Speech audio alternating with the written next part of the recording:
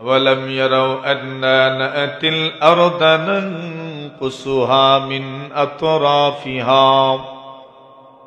মানুষ কি দেখে না আমি এই পৃথিবীটাকে ক্ষতিগ্রস্ত করে দিই, মানে পৃথিবীর মধ্যে ত্রুটি চলে আসে। কিভাবে? এই পৃথিবীর বরকত থাকে না, থাকবে না কিভাবে? আহলে ইলম দুনিয়া থেকে চলে যাবে। সুবহানাল্লাহ। আহলে ইলম দুনিয়া থেকে চলে যাওয়া মানে পৃথিবীর বরকত দুনিয়াতে না থাকা। মুফাসসিরিনে কেরাম এই আয়াতের ব্যাখ্যায় লিখেছেন না'তিল আরদা নানকুসুহা মিন আতরাফিহা, মানে আহলে ইলম দুনিয়া থেকে চলে যায়। ইলিমওয়ালা দুনিয়া থেকে চলে গেলে এই অঞ্চলে ইলিমওয়ালা মানুষ থাকেন, ওই অঞ্চলের মধ্যে আল্লাহ পাক আযাব গজব দেন না। সুবহানাল্লাহ। ইমাম কুরতুবী রাহিমাহুল্লাহু তাআলা লিখেন বালদাতুন ইয়াকুনু ফিহা আরবাতুন ইয়াকুনু আহলুহা মাসুমুনা মিনাল বালা। চার নিয়ামত যদি কোনো অঞ্চলে থাকে তাহলে এই অঞ্চলের মানুষকে আল্লাহ পাক রব্বুল আলামিন বালা মুসিবত থেকে হেফাজত করে। এক নম্বর, যে নিয়ামত থাকলে আল্লাহ পাক মানুষকে বালা মুসিবত থেকে হেফাজত করেন, ইমামুন আদিলুন লা ইয়াজলিম, ন্যায়পরায়ণ শাসক থাকলে ওই অঞ্চলকে আল্লাহ তাআলা বালা মুসিবত থেকে হেফাজত, ন্যায়পরায়ণ শাসক থাকলে। দুই নম্বর, ওয়া আলিমুন আলা সাবিলিল হুদা, যে আলেম হিদায়াতের উপর অটল অবিচল, এমন আলেম থাকলে আল্লাহ পাক ওই অঞ্চলকে তার আযাব ও গজব থেকে হেফাজত করেন। কত আছে মানুষ তো বুঝে না। আমরা প্রতিনিয়ত যে পরিমাণ গুনাহ করি, এই মাদ্রাসাওয়ালা দোয়ার মাধ্যমে মাদ্রাসার কচি কচি ছোট্ট ছোট্ট ছেলেরা তিলাওয়াতে কোরআনের মাধ্যমে ওই আযাব গজবকে দূরে সরায়। আরে প্রতিনিয়ত যে পরিমাণ গুনাহের মধ্যে আমরা ডুবে থাকি, কিতা মনে করুন আযাব গজব জি কোন দিন তো ধ্বংস করে দেওয়ার কথা ছিল। ওয়া আলিমুন আলা সাবিলিল হুদা। তিন নম্বর, ওয়া মাশাইখু ইয়ামুরুনা বিল মারুফি ওয়া ইয়ানহাউনা আনিল মুনকার ওয়া ইউহাররিদুনা আলা তালাবিল ইলমি ওয়াল কুরআন। যে অঞ্চলে মাশায়েখরা থাকেন, পীর বলিরা থাকেন, যারা ইলম অর্জনের প্রতি মানুষকে উৎসাহ দেন, কোরআনের প্রতি মানুষকে উৎসাহ দেন, সুবহানাল্লাহ, এগুলো আছে আমাদের অঞ্চলে, কত যে আছে। 4 নম্বর, ওয়ানিসাউন মাসতুরাতুন, যে অঞ্চলে নারীরা পর্দানিশীন থাকেন, ওই অঞ্চলে আল্লাহ পাক আযাব গজব দেন না। লাম ইয়াতাবাররাজনা তাবাররুজাল জাহিলিয়াতিল উলা, বর্বর যুগের নারীদের মতো ওরা সৌন্দর্য প্রকাশ করে বের হয়, এমন নারীরা যেই অঞ্চলে থাকবেন আল্লাহ বরকত দিবেন, আযাব গজব থেকে হেফাজত। তাহলে উলামায়ে কেরাম এই পৃথিবীর বরকত, পৃথিবীর নকশ আসবে, কমতি আসবে, ঘাটতি আসবে, মানে উলামায়ে কেরাম আস্তে আস্তে দুনিয়া থেকে চলে যাবেন। সুবহানাল্লাহ। যাইরানি না রইরা যাইতে আছে। এখন যেতে যেতে যেতে যেতে যেতে যেতে আমরা যাদেরকে দেখে দেখে বড় হয়েছি এরাও আস্তে আস্তে দুনিয়া থেকে চলে যাচ্ছে। আপনারা যাদেরকে দেখে বড় হয়েছেন মুরব্বীরা, তারা তো নাই ওই দুনিয়াতে। আমরাও যাদেরকে দেখে বড় হইছি এরাও আস্তে আস্তে দুনিয়া থেকে চলে গেছে। এই যাওয়ার ধারাবাহিকতা থাকবে। এই জন্য রাসূল বলছেন খুযুল ইলমা ক্বাবলা আইয়াযহাব, ইলম চলে যাওয়ার আগে ইলম অর্জন করো। ইলম কিভাবে যাবে? ফিনা কিতাবুল্লাহ, আমাদের সামনে কোরআন কিতাব আছে তো। নবী বলেন এই বড় কোরআন কিতাব আছে তোমাদের সামনে। নবী বলেন বনি ইসরাইল এদের কাছেও তো তাওরাত ছিল, এদের কাছেও তো ইনজিল ছিল, এদের কাছেও তো ছিল জাবুর, কিন্তু এরপরেও জাবুর বিকৃত হয়ে গেল, তাওরাত বিকৃত হয়ে গেল, ইনজিল বিকৃত হয়ে গেল কেন? এটা তো আল্লাহর কিতাব, কেন বিকৃত হয়ে গেল? তাওরাত জাবুরের দ্বারক বাহকরা দুনিয়ায় ছিলেন না। কুরআন এখনো বিকৃত হয় না, এখনো হাদিস আগের মতোই রয়েছে। কেন? হাদিস কুরআনের দ্বারক বাহক আছেন। আলহামদুলিল্লাহ। من يهده الله فلا مضل له ومن يضلله فلا هادي له وأشهد أن لا إله إلا الله وحده لا شريك له وأشهد أن سيدنا وسندنا وحبيبنا ومولانا محمدا عبده ورسوله الذي أرسله الله تعالى إلى الناس كافة بشيرا ونذيرا وداعيا إلى الله بإذنه وسراجا منيرا. أما بعد فأعوذ بالله من الشيطان الرجيم. بسم الله الرحمن الرحيم. إن الله لا يغير ما بأنفسهم إن الله لا يغير ما بقوم حتى يغيروا ما بأنفسهم وإذا أراد الله بقوم سوءا فلا مرد له. وقال تعالى في مقام آخر: ظهر الفساد في البر والبحر بما كسبت أيدي الناس.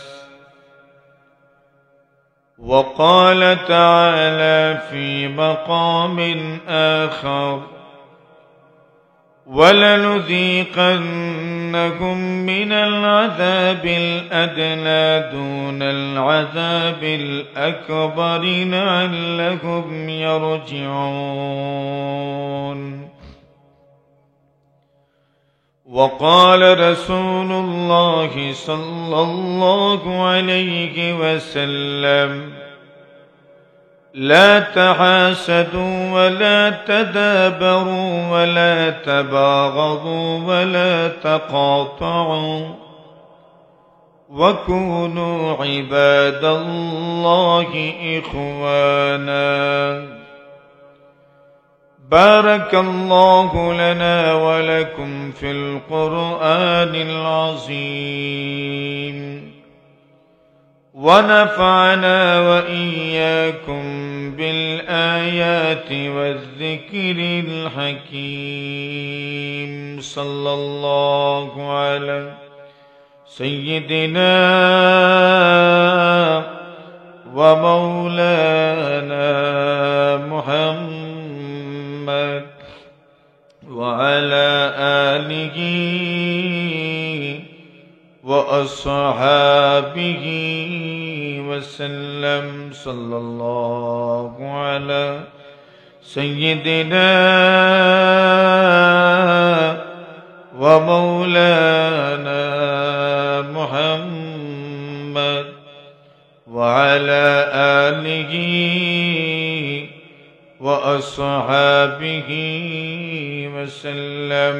لا إله إلا الله لا إله إلا الله لا إله إلا الله لا إله إلا الله لا إله إلا الله لا إله إلا الله لا إله إلا الله محمد رسول الله قطب دوران মুজাদ্দিদ জামান হযরত শেখ বরনবী রাহিমাহুল্লাহ তাআলার পুণ্যস্মৃতি বিজড়িত মৌলভীবাজার জেলার ঐতিহ্যবাহী প্রাচীনতম দ্বীনী বিদ্যাপীঠ রূপসপুর লুৎফিয়া ইসলামিয়া টাইটেল মাদ্রাসা কমলগঞ্জ মৌলভীবাজারের উদ্যোগে আয়োজিত অধ্যক্ষার ৬৪তম বার্ষিক ওয়াজ মাহফিলের সম্মানিত সভাপতি, মাদ্রাসার ম্যানেজিং কমিটির সম্মানিত সভাপতি আলহাজ মাস্টার দুরুদ মিয়া সাহেব, সভাপতির আসন অলঙ্কৃত করেছেন এই মাদ্রাসার যিনি যার জীবন যৌবন এই মাদ্রাসার জন্য, মাদ্রাসার স্বনামধন্য মুহতামিম জেলার প্রবীণ আলেমে দ্বীন হযরত মাওলানা আব্দুল হালিম সাহেব দামাত বারাকাতুহুমুল আলী,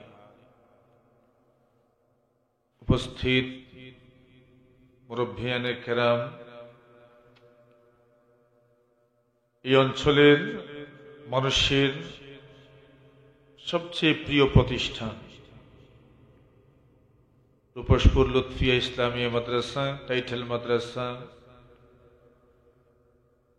দেশের মানুষের আন্তরিকতা মহব্বত, প্রবাসীদের আন্তরিকতা মহব্বত, আর্থিক অনুদান, সবার সমন্বিত প্রচেষ্টায় মাদ্রাসা হাঁটি হাঁটি পা পা করে দাওরে হাদিস হয়েছে।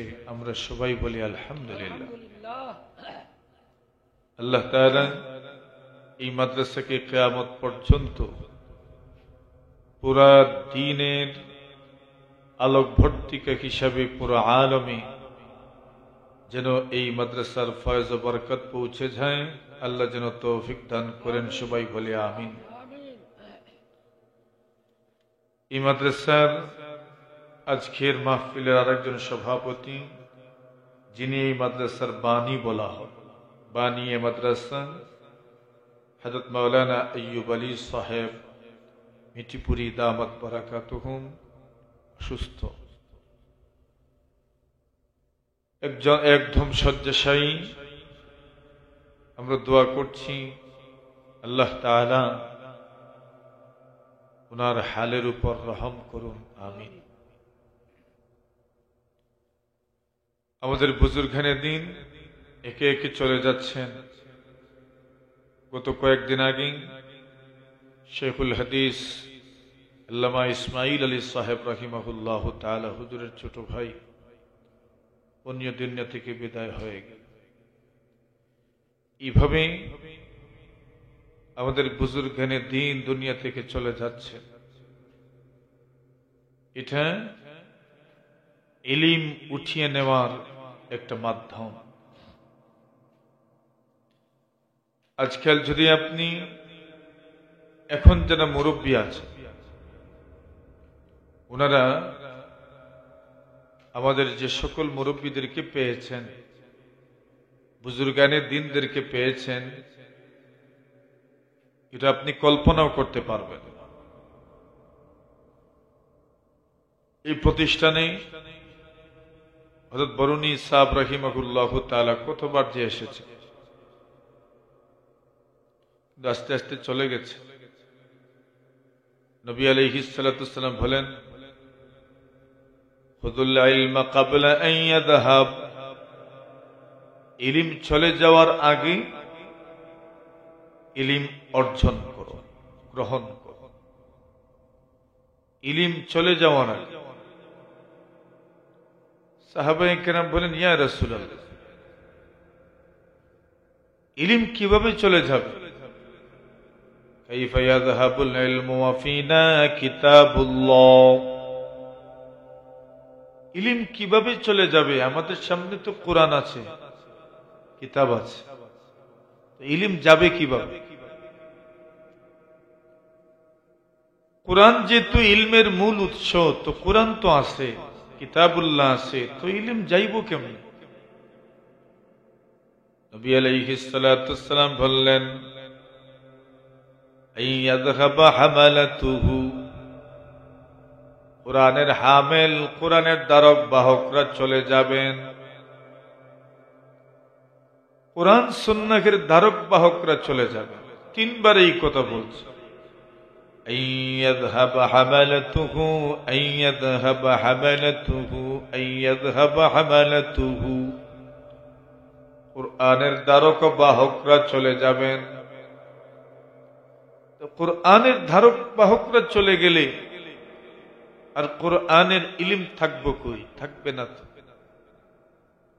নবী আলাইহিস সালাতু ওয়াস সালাম বলেন, কিয়ামতের এক আলামত হলো ওয়ায়ুকবাদুল ইলম, ইলম কবজ করে নেওয়া হবে, ইলম থাকবে না, দুনিয়া থেকে উঠে যাবে ইলম।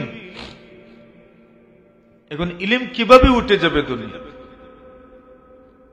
নবী আলাইহিস সালাতু ওয়াস সালাম বলেন, ইন্নাল্লাহা লা ইয়াকবিদুল ইলমা ইনতিজাআন ইয়ানতাজিউহু মিনাল ইবাদ। আল্লাহ তাআলা ইলমকে হঠাৎ করে ছু মেরে নিয়ে যাবেন। মনে করেন এখানে গোশতের টুকরা থাকলে কাক আসে আর এই সেই ছু মেরে ওই গোশতের টুকরা নিয়ে যায়, কেউ টেরই পায় না। আল্লাহ নবী বলেন, ইন্নাল্লাহা লা ইয়াকবিদুল ইলমা ইনতিজাআন ইয়ানতাজিউহু মিনাল ইবাদ। এমন হবে না, আল্লাহ তাআলা মানুষের দিল থেকে ইলমকে হঠাৎ করে বের করে দিবেন না। বোতলের ভিতরে পানি আছে, ডিফা খুললেন, পানি পড়ে গেল, পানি শেষ হয়ে গেল। যাদের ভিতরে ইলম আছে এমন নয় যে ভিতরটা কোন দরজা আছে, জানালা আছে, দরজা খুলবেন, জানালা খুলবেন, ইলম বের হয়ে যাবে, এমন নয়। নবী বলেন, ওয়ালাকিন ইয়াকবিদুল ইলমা বিকবদিল উলামা। ইলম আল্লাহ পাক উঠায় নেবেন, উলামায়ে কেরামদেরকে দুনিয়া থেকে উঠায় দিবেন। উলামায়ে কেরাম আস্তে আস্তে দুনিয়া থেকে চলে যাবে। এটা মনে করুন ওই সুন্নি বরুণার সাহেব, ওই সুন্নি বায়মপুরি, ওই সুন্নি শেখে বাগা, ওই সুন্নি ফুলবাড়ি। আরে দূর যাইবেন কেন? এই সুন্নি মাধবপুরি, কোটারকুনি, রাজনগরী, শ্রীমঙ্গলী। ওয়ালাকিন ইয়াকবিদুল ইলমা বিকবদিল উলামা। আল্লাহ তাআলা উলামায়ে কেরাম দুনিয়া থেকে উঠায় নিবে, বাস ইলম এমনিতেই চলে যাবে। নবী বলছেন, খুযুল ইলমা ক্বাবলা ইয়াযহাবা, ইলম চলে যাওয়ার আগে ইলমকে তোমরা অর্জন করো। কিভাবে ইলম চলে যাবে? ইয়াযহাবা হামালাতুহু, ইলমের হামেল, ইলমের ধারক বাহকরা দুনিয়া থেকে চলে যাবে। আল্লাহ বলেন, ওয়ালাম ইয়ারাউ আন্না নাতিল আরদা নানকুসুহা মিন আতরাফিহা। মানুষ কি দেখে না আমি এই পৃথিবীটাকে ক্ষতিগ্রস্ত করে দিই, আর পৃথিবীর মধ্যে ত্রুটি চলে আসে। কিভাবে? এই পৃথিবীর বরকত থাকে না, থাকবে না কিভাবে? আহলে ইলম দুনিয়া থেকে চলে যাবে। সুবহানাল্লাহ। আহলে ইলম দুনিয়া থেকে চলে যাওয়া মানে পৃথিবীর বরকত দুনিয়াতে না থাকা। মুফাসসিরিনে কেরাম এই আয়াতের ব্যাখ্যায় লিখেছেন, নাতিল আরদা নানকুসুহা মিন আতরাফিহা, মানে আহলে ইলম দুনিয়া থেকে চলে যায়। ইলিমওয়ালা দুনিয়া থেকে চলে গেলে এই অঞ্চলে ইলিমওয়ালা মানুষ থাকেন, ওই অঞ্চলের মধ্যে আল্লাহ পাক আযাব গজব দেন না। সুবহানাল্লাহ। ইমাম কুরতুবী রাহিমাহুল্লাহু তাআলা লিখেন, বালদাতুন ইয়াকুনু ফিহা আরবাআতুন ইয়াকুনু আহদুহা মাসুমুনা মিনাল বালা। চার নিয়ামত যদি কোনো অঞ্চলে থাকে তাহলে এই অঞ্চলের মানুষকে আল্লাহ পাক রব্বুল আলামিন বালা মুসিবত থেকে হেফাজত করে। এক নম্বর, যে নিয়ামত থাকলে আল্লাহ পাক মানুষকে বালা মুসিবত থেকে হেফাজত করেন, ইমামুন আদিলুন লা ইয়াজলিম, ন্যায়পরায়ণ শাসক থাকলে ওই অঞ্চলকে আল্লাহ তাআলা বালা মুসিবত থেকে হেফাজত, ন্যায়পরায়ণ শাসক থাকলে। দুই নম্বর, ওয়া আলিমুন আলা সাবিলিল হুদা, যে আলেম হিদায়াতের উপর অটল অবিচল, এমন আলেম থাকলে আল্লাহ পাক ওই অঞ্চলকে তার আযাব ও গজব থেকে হেফাজত করেন। কত আছে মানুষ তো বুঝে না। আমরা প্রতিনিয়ত যে পরিমাণ গুনাহ করি, আর এই মাদ্রাসাওয়ালা দোয়ার মাধ্যমে মাদ্রাসার কচি কচি ছোট্ট ছোট্ট ছেলেরা তিলাওয়াতে কোরআনের মাধ্যমে ওই আযাব গজবকে দূরে সরায়। আরে প্রতিনিয়ত যে পরিমাণ গুনাহের মধ্যে আমরা ডুবে থাকি, কিতা মনে করুন আযাব গজব জি কোন দিন তো ধ্বংস করে দেওয়ার কথা ছিল। ওয়া আলিমুন আলা সাবিলিল হুদা। তিন নম্বর, ওয়া মাশাইখু ইয়ামুরুনা বিল মারুফি ওয়া ইয়ানহাউনা আনিল মুনকার ওয়া ইউহাররিদুনা আলা তালাবিল ইলমি ওয়াল কুরআন।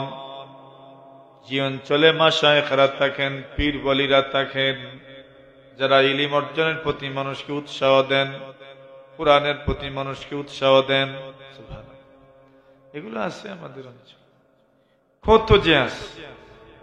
4 নম্বর, ওয়ানিসাউন মাসতুরাতুন, যে অঞ্চলে নারীরা পর্দানিশীন থাকেন, ওই অঞ্চলে আল্লাহ পাক আযাব গজব দেন না।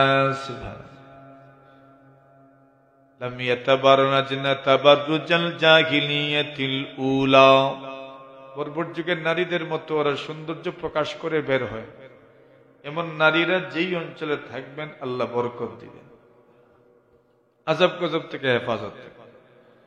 তাহলে উলামায়ে কেরাম এই পৃথিবীর বরকত, পৃথিবীর নকশ আসবে, কমতি আসবে, ঘাটতি আসবে, মানে উলামায়ে কেরাম আস্তে আস্তে দুনিয়া থেকে চলে যাবেন। সুবহানাল্লাহ। যাইরানি না রইরা যাইতে আছে। এখন যেতে যেতে যেতে যেতে যেতে যেতে আমরা যাদেরকে দেখে দেখে বড় হয়েছি, এরাও আস্তে আস্তে দুনিয়া থেকে চলে যাচ্ছে। আপনারা যাদেরকে দেখে বড় হয়েছেন মুরব্বীরা, তারা তো নাই ওই দুনিয়াতে। আমরাও যাদেরকে দেখে বড় হয়েছি, এরাও আস্তে আস্তে দুনিয়া থেকে চলে গেছে। এই যাওয়ার ধারাবাহিকতা থাকবে। এই জন্য রাসূল বলছেন, খুযুল ইলমা ক্বাবলা আন ইয়াযহাব, ইলম চলে যাওয়ার আগে ইলম অর্জন করো। ইলম কিভাবে যাবে? ফিনা কিতাবুল্লাহ, আমাদের সামনে কোরআন কিতাব আছে তো। নবী বলেন, এই বড় কোরআন কিতাব আছে তোমাদের সামনে। নবী বলেন, বনি ইসরাইল, এদের কাছেও তো তাওরাত ছিল, এদের কাছেও তো ইনজিল ছিল, এদের কাছেও তো ছিল জাবুর, কিন্তু এরপরেও জাবুর বিকৃত হয়ে গেল, তাওরাত বিকৃত হয়ে গেল, ইনজিল বিকৃত হয়ে গেল। কেন? এটা তো আল্লাহর কিতাব, কেন বিকৃত হয়ে গেল? তাওরাত জাবুরের ধারক বাহকরা দুনিয়ায় ছিলেন না। কোরআন এখনো বিকৃত হয় না, এখনো হাদিস আগের মতোই রয়েছে। কেন? হাদিস কোরআনের ধারক বাহক আছেন, আলহামদুলিল্লাহ। ওই হাদিস কোরআনের ধারক বাহক তৈরি হয় এই সমস্ত জায়গা থেকে। আপনারা প্রতি বছর কত হাদিস কোরআনের ধারক বাহক তৈরি করছেন। এই জন্য এগুলো ইলমের মার্কাজ, আর ইলিম যেখানেই থাকবে সেখানেই আল্লাহ তাআলার পক্ষ থেকে নূর আসবে। নূর, ইলিম মানেই কি? ইলিম মানে নূর, আলো। ইলিম যেখানেই থাকবে সেখানেই আলো আসবে। আলো থাকলে আর অন্ধকার থাকবে না, আলো থাকলে অন্ধকার থাকবে না। একটা আরেকটার পুরা বিপরীত। আলো থাকবে, অন্ধকার থাকবে না। আল ইলমু নূরুন, ইলিম নূর। ইলিম নূর। কোন জায়গার নূর? আল্লাহর দেওয়া নূর। সুবহানাল্লাহ। কার দেওয়া নূর? আল্লাহর দেওয়া।